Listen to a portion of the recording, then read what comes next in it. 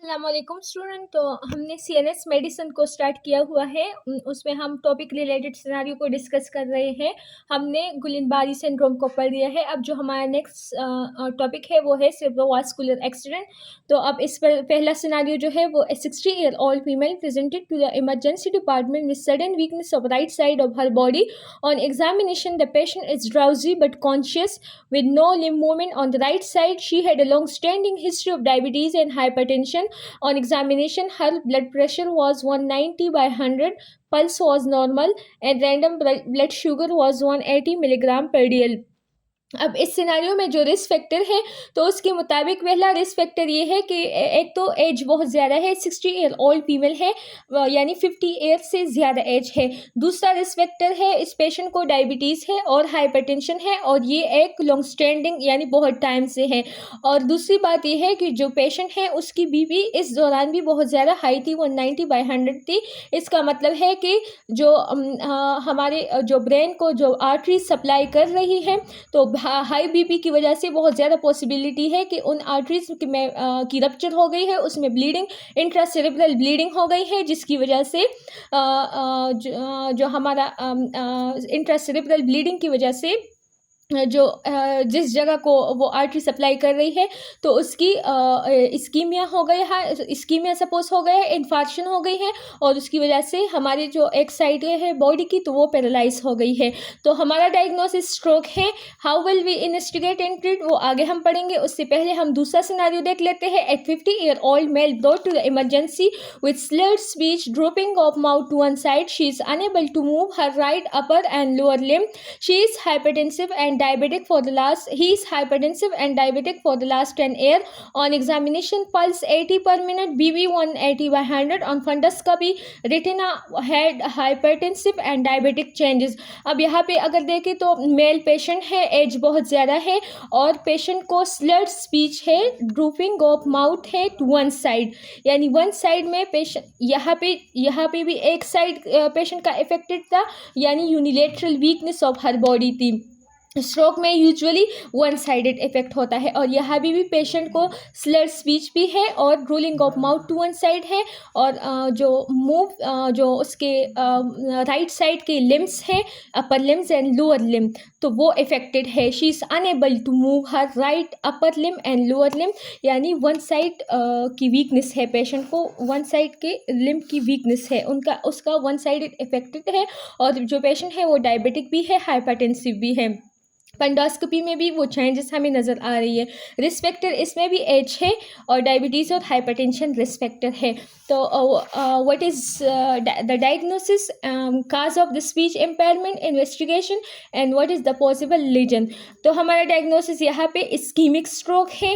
Cause of speech impairment जो है वो left middle cerebral artery occlusion है और इन्वेस्टिगेशन हम आगे जाके पढ़ेंगे। What is the possible lesion, तो जो यहाँ पे चूँकि स्पीच इम्पेयरमेंट है ना, तो जो हमारा स्पीच है तो वो जो स्पीच सेंटर है वो ब्रोकास एरिया में लोकेटेड है, जो कि अगर हमारे पास एक डोमिनेंट हेमिस्फीयर इन्वॉल्व हो जाए, अगर लिप हेमिस्फीयर इन्वॉल्व हो जाए, उसमें ब्रोकास एरिया होता है, ब्रोकास एरिया में स्पीच सेंटर होता है, तो पेशेंट को इम्पेयरमेंट ऑफ स्पीच होगी। और जो हमारे लिप हेमिस्फीयर है या ब्रोकास एरिया है तो उसको lip middle cerebral artery supply करती है। अगर उस आर्टरी की ऑक्लूजन हो जाए तो फिर पेशेंट को स्लरिंग ऑफ स्पीच होती है।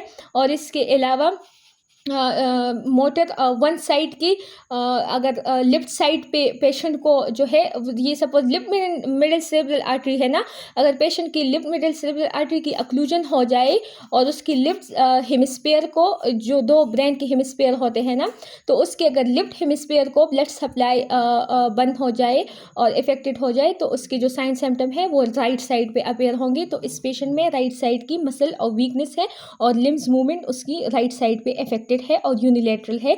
तो ये एक टिपिकल सिनारियो है स्ट्रोक का। अब हम एक और सिनारियो देखते हैं, उसके बाद हम अपने टॉपिक की तरफ आते हैं। 64 year old diabetic female presented to the casualty department with a history of sudden onset weakness of right side of her body starting 6 hour ago.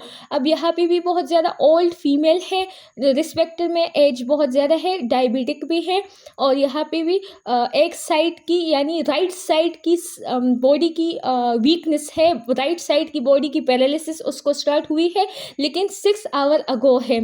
She वो कुड नॉट स्पीक प्रॉपरली, यहाँ पे भी speak affected है, लेकिन अगर देखें तो 6 hour अगो बहुत ज़्यादा शॉर्ट ड्यूरेशन से वो प्रेजेंट कर रही है कि बहुत शॉर्ट ड्यूरेशन से उसको ये साइन सिम्टम्स हुए हैं, और अगर वो 24 आवर में रिकवर कर जाए तो ये ट्रांजिएंट इस्कीमिक अटैक है। तो हमारे जो दो डिफरेंशियल डायग्नोसिस है, एक इस्कीमिक स्ट्रोक है, और अगर ये साइन सिम्टम उसके 24 आवर से बियॉन्ड प्रोग्रेस कर ले, यानी अगर 24 आवर तक ये साइन सिम्टम रहे और उसके बाद भी रहे तो फिर ये इस्कीमिक स्ट्रोक है। लेकिन अगर ये साइन सिम्टम विदिन 24 आवर में रिवर्सिबल हो जाए और पेशेंट की वीकनेस और पेशेंट को हम मैनेज करें विदिन टाइम, और उसकी वीकनेस और ये जो सारी स्पीच इम्पेयरमेंट है ये रिवर्स हो जाए, तो फिर हमारे पास ये ट्रांजिएंट इस्कीमिक अटैक होगा।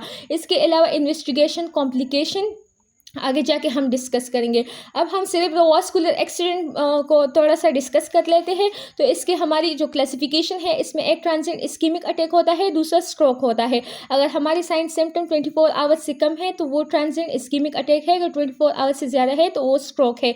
स्ट्रोक में फर्दर 2 टाइप है, एक इस्कीमिक है, एक हेमरेजिक है। जो ज़्यादा कॉमन है वो इस्कीमिक है, 85% है, जो हेमरेजिक है वो 15% है। इस्कीमिक में भी फिर जो ज़्यादा कॉमन है वो मतलब उसकी जो काजेस है, मोस्ट कॉमन काजेस, तो वो थ्रोम्बाई की वजह से है, एम्बोलाई की वजह से है, एम्बोलिस की वजह से है, थ्रोम्बस की वजह से है। अगर हमारे पास एम्बोलिस, अगर हमारे पास हार्ट का कोई मसला हो, कोई इन्फेक्टिव एंडोकार्डाइटिस हो, एमआई हो, या फिर माइट्रल स्टेनोसिस हो जिसकी वजह से ब्लड हमारे हार्ट में ब्लड की स्टेसिस हो रही है, तो उसकी वजह से बहुत ज़्यादा चांसेस है कि थ्रोम्बाई बने और थ्रोम्बाई डिसलॉज होकर एम्बोलाई बन जाए और आयोटा के जरिए कैरोटिड आर्टरी में जाके आर्टरी को अक्लूट कर ले। दूसरा जो है वो हेमरेजिक स्ट्रोक है, जो कि जिसमें फर्दर 2 टाइप है, एक इंट्रासेरेब्रल है और एक सब एरेक्नाइड है। हेमरेजिक में बेसिकली अगर हमारे पास बीपी बहुत ज़्यादा है या कोई एनोरिज्म है, एनोरिज्म मतलब अगर डायलिटेशन हुए, अगर किसी आर्टरी में परमानेंट डायलिटेशन यानी आउटपोचिंग हुई है, तो उस जगह पे प्रेशर बढ़ जाता है और वो बर्स्ट कर लेती है और उसकी वजह से ब्लीडिंग हो जाती है, लीकिंग हो जाती है ब्लड की, तो वो हेमरेजिक में एक एनोरिज्म काज है। और दूसरा काज जो है, अगर हाइपरटेंशन है पेशेंट को और आर्टेरियल प्रेशर उसका बहुत ज़्यादा है, तो उसकी वजह से भी वेसल रप्चर हो जाती है और इंट्रासेरेब्रल हेमरेज या फिर सब एरेक्नॉइड हेमरेज काज कर सकती है। और यहाँ पे हमारे पास अगर पेशेंट को डीवीटी हो और उसकी वजह से डीप वीनस से जो थ्रोम्बाई है वो राइट हार्ट में पहुँच जाए, राइट एट्रियम में, और अगर पेशेंट को कोई सेप्टल डिफेक्ट हो यानी जो हमारी वेंट्रिकल्स है उसके दरमियान कोई डिफेक्ट हो, इंटरवेंट्रिकुलर सेप्टम में कोई डिफेक्ट हो, तो वो थ्रोम्बाई राइट वेंट्रिकल से लेफ्ट वेंट्रिकल में जाता है और लेफ्ट वेंट्रिकल से आयोटा की थ्रू कैरोटिड आर्टरी में जाता है, और कैरोटिड आर्टरी से हमारी जो ब्रेन की जो आर्टरीज है यानी मिडल सेरेब्रल आर्टरी, उसके ब्रांचेस में ऑक्लूजन काज करके स्ट्रोक काज कर सकता है। ये तो हमने उसकी थोड़ी सी क्लासिफिकेशन पढ़ ली।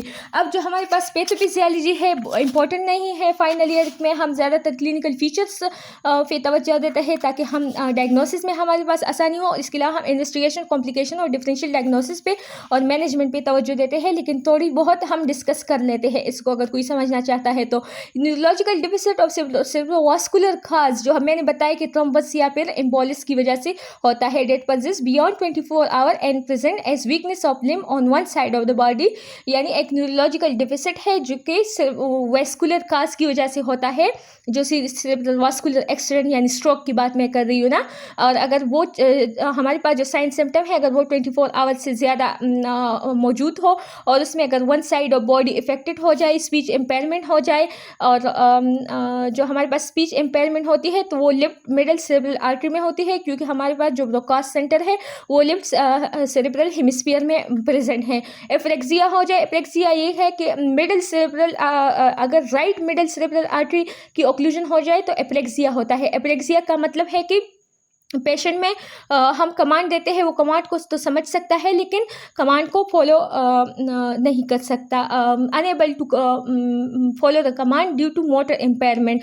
फिर मेमोरी लॉस और कन्फ्यूजन, अगर posterior middle cerebral artery involve हो जाए तो पेशेंट को मेमोरी लॉस और कन्फ्यूजन होता है, और इसके अलावा हेलुसिनेशन भी होती है। और अगर anterior middle cerebral artery involve हो जाए तो पेशेंट को लेग, आर्म और की वीकनेस होती है, और जो बच्चों में रिफ्लेक्स होता है ग्रेस्प रिफ्लेक्स, तो इस तरह जब हम पिन या कुछ देते हैं बच्चों को तो वो पकड़ लेता है, तो ये रिफ्लेक्स भी बड़ों में आ जाता है जो कि एबनॉर्मल है। अब पैथोलॉजी, अच्छा ये हमारे पास जो रिस्क फैक्टर हैं तो इसमें 2 टाइप ऑफ रिस्क फैक्टर है, जो स्ट्रोक के रिस्क फैक्टर है ना, modifiable and non modifiable. Modifiable को तो हम चेंज कर सकते हैं, कंट्रोल कर सकते हैं, नॉन मॉडिफाइबल को हम नहीं। नॉन मॉडिफाइबल में एज अगर 50 से ज़्यादा है, जितने भी हमने सिनारियो देखे उसमें एज 50 से ज़्यादा था। अगर जेंडर मेल है, मेल में ज़्यादा कॉमन है, फीमेल में भी होता है। प्रीवियस MI की हिस्ट्री है अगर पेशेंट को, या पेशेंट एशियन में यूरोपियन की बनिस्बत ज़्यादा होता है। अब इसके अलावा जो मॉडिफाइबल फैक्टर है जिसको हम चेंज कर सकते हैं तो उसमें hypertension, diabetes, hyperlipidaemia, atrial fibrillation और इन्फेक्टिव एंडोकार्डाइटिस। इन्फेक्टिव एंडोकार्डाइटिस में हार्ट का जो एंडोकार्डियम है वो अगर डैमेज हो जाए, प्रोस्टेटिक वॉल की वजह से डैमेज हो जाए, बैक्टीरिया की वजह से डैमेज हो जाए, तो वहाँ पे प्लेटलेट एग्रीगेट करके थ्रम्बस बना सकता है, और वो थ्रम्बस डिसलॉज होकर एम्बोलाई में तब्दील हो सकता है। कंजेस्टिव कार्डिक फेलियर भी एक कास है। और इसके अलावा अगर हम पेशेंट स्मोकिंग कर रहा है, अल्कोहल कर रहा है, तो ये भी रिस्क फैक्टर है फॉर स्ट्रोक। इसके अलावा जो पैथोजेनेसिस है इंपॉर्टेंट तो नहीं है, लेकिन इसमें बेसिकली जो कास है आर्टरी ऑक्लूजन की, तो उसमें थ्रम्बोसिस और एम्बोलिज्म 95% है।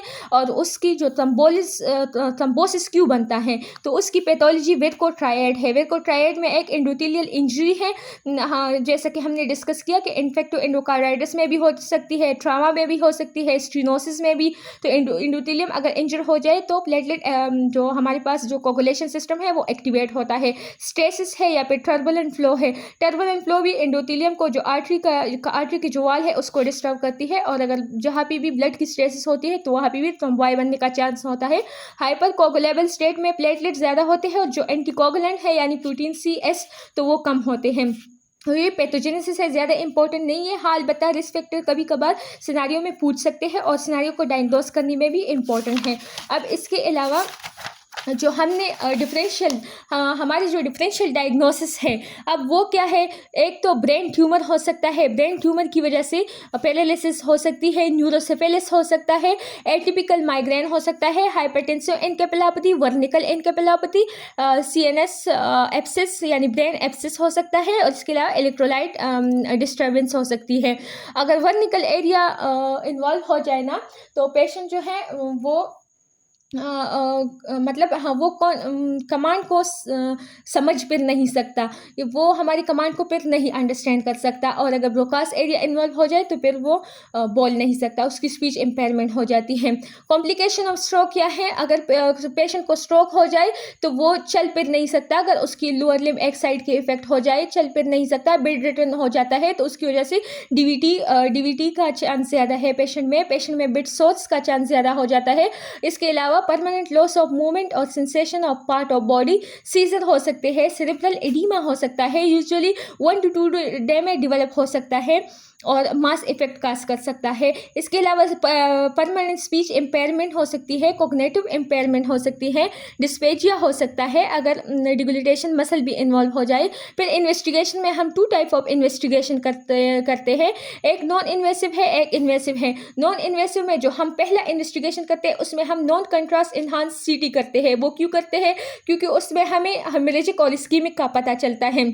बेसिकली जो अब हमारे पास हेमरेज है यानी ब्लीडिंग है, CT में वो एरिया वाइट नज़र आता है, और जो हमारे पास इन्फार्क्शन वाला एरिया है वो ब्लैक नज़र आता है। अब अगर हमारे पास जो इन्फार्क्शन है और जो हेमरेजिक एरिया है, अगर वो हमें नज़र ना आए, नॉन कंट्रास्ट CT पे हेमरेजिक स्ट्रोक नहीं है, तो फिर हम कंट्रास्ट इन्हांस CT करते हैं। क्यों करते हैं, क्योंकि फिर हम ट्यूमर्स को या फिर एनोरिज्म को आइडेंटिफाई करने के लिए नॉन कंट्रास्ट इन्हांस CT करते हैं। कंट्रास्ट एनहांस सीटी करते हैं। इसके बाद हम एमआरआई कर सकते हैं जो बहुत ज़्यादा सेंसिटिव है। ये वो छोटी सी ट्यूमर जो कि कंट्रास्ट सीटी पे हमें डिटेक्ट ना हो वो भी हम एमआरआई पे डिटेक्ट कर सकते हैं। इसके अलावा जो हमारे पास कैरोटिड आर्टरी है तो उसमें स्टेनोसिस को डिटेक्ट करने के लिए हम डुप्लेक्स या डॉपलर ऑफ कैरोटिड आर्टरी करते हैं। और इन्वेसिव में हम अगर ये हमारे पास नॉन इन्वेसिव में हमें ये चीज़ डायग्नोस ना हो जाए तो फिर हम इन्वेसिव में कंट्रास्ट एंजियोग्राफी यानी सेरेब्रल आर्टरियोग्राफी या फिर सीटी एंजियोग्राफी करते हैं। इसके अलावा एक और इन्वेस्टिगेशन भी हम कर सकते हैं, मैग्नेटिक रेजोनेंस आर्टीरियोग्राम। वो भी जो हमारे पास वेसल की स्टेनोसिस है तो उसको हेड और नेक की जो वेसल है या स्टेनोसिस है या एनोरिज्म है तो उसको आइडेंटिफाई करने में हेल्प करता है। अब इसके अलावा जो नॉन स्पेसिफिक इन्वेस्टिगेशन है to rule out the cause, तो उसमें HbA1c है, डायबिटीज़ को फाइंड करने के लिए ब्लड कल्चर है, अगर इन्फेक्टो एंडोकार्डाइटिस काज हो तो उसको रूल आउट करने के लिए एको करते हैं, अगर कोई वेल्वुलर लीजन हो लाइक माइट्रल स्टेनोसिस हो, एट्रियल फिब्रिलेशन हो, ECG करते हैं ये एट्रियल फिब्रिलेशन को और MI को एक्सक्लूड करने के लिए, क्योंकि हमारे पास MI के बाद भी थ्रोम्बोसिस के चांसेस ज़्यादा होते हैं और उसकी वजह से स्ट्रोक का रिस्क इंक्रीज हो जाता है। इसके अलावा हम सिपिलिस के लिए सीरोलॉजिकल टेस्ट करते हैं और डिसलिपिडीमिया के लिए लिपिड प्रोफाइल करते हैं जिसमें हम कोलेस्ट्रॉल, HDL और LDL के लेवल। मैनेजमेंट में हम क्या करेंगे, पेशेंट को एडमिट करेंगे, अगर पेशेंट का GCS स्कोर 8 से कम है तो फिर इंटूबेट करेंगे, नील बाई माउथ रखेंगे और बेड जो पेशेंट का बेड जो हेड एंड ऑफ बेड है यानी हेड एंड ऑफ बेड को 30 डिग्री पे रेस्ट करेंगे। क्यों रेस्ट करेंगे, ताकि हम पेशेंट में एस्पिरेशन नमूनिया को प्रिवेंट कर ले। इसके अलावा नील बाई माउथ भी तब तक रखेंगे जब तक पेशेंट स्वालो करने के काबिल ना हो जाए, क्योंकि एस्पिरेशन नमूनिया की चांसेस हाई है। IV फ्लूइड देंगे अगर हेमोडाइनेमिकली कंप्रोमाइज हो, और वैसे भी हम नील बाई माउथ रखते हैं तो फिर उसके बाद हम IV फ्लूइड देते हैं पेशेंट को। इसके अलावा हम BP कंट्रोल करेंगे, लेकिन हम एंटी हाइपरटेंसिव ड्रग नहीं देंगे, तब देंगे जब अगर BP बहुत ज़्यादा हाई हो, 220 सिस्टोलिक BP अगर 220 से ज़्यादा हो या मीन आर्टीरियल प्रेशर अगर 130 से ज़्यादा हो तो फिर हम BP को कंट्रोल करने के लिए एंटी हाइपरटेंसिव ड्रग देंगे। और जो हमारे पास स्पेसिफिक मैनेजमेंट है तो अगर पेशेंट विद इन 3 आवर में प्रेजेंट करे तो हम उसको टिश्यू प्लाज्मा यानी हम इसको थ्रोम्बोलिटिक्स देते हैं जिसमें टिश्यू प्लाज्मानोजेन एक्टिवेटर देते हैं। अगर आफ्टर 3 आवर प्रेजेंट करे तो फिर हम एस्पिरिन देते हैं, लेकिन वो भी विद इन 24 आवर देते हैं। अगर पेशेंट एस्पिरिन को एक एलर्जी है एस्पिरिन से या टॉलरेट नहीं कर सकता, इंटॉलरेंस है एस्पिरिन को, तो फिर हम पेशेंट को क्लोपिडोग्रिल देते हैं। इसके अलावा ये स्पेसिफिक ट्रीटमेंट है। इसके अलावा हम रिस्क फैक्टर को कंट्रोल कर सकते हैं, prevention of stroke due to atherosclerosis. तो कंट्रोल रिस्क फैक्टर में हम हाइपरटेंशन, डायबिटीज़ को, कोलेस्ट्रॉल को और ओबेसिटी को कंट्रोल कर सकते हैं, एस्पिरिन दे सकते हैं। और सर्जरी में जो हमारे पास इन ट्रीटमेंट है तो वो सर्जरी है कैरोटिड एंड आर्थरेक्टमी करते हैं। Thank you. अगर ये वीडियो अच्छी लगी है तो शेयर करें और चैनल को सब्सक्राइब करें। और इसके अलावा हम मेडिसिन में और टॉपिक्स पर भी सिनारियो बनाएंगे और डिस्कस करेंगे।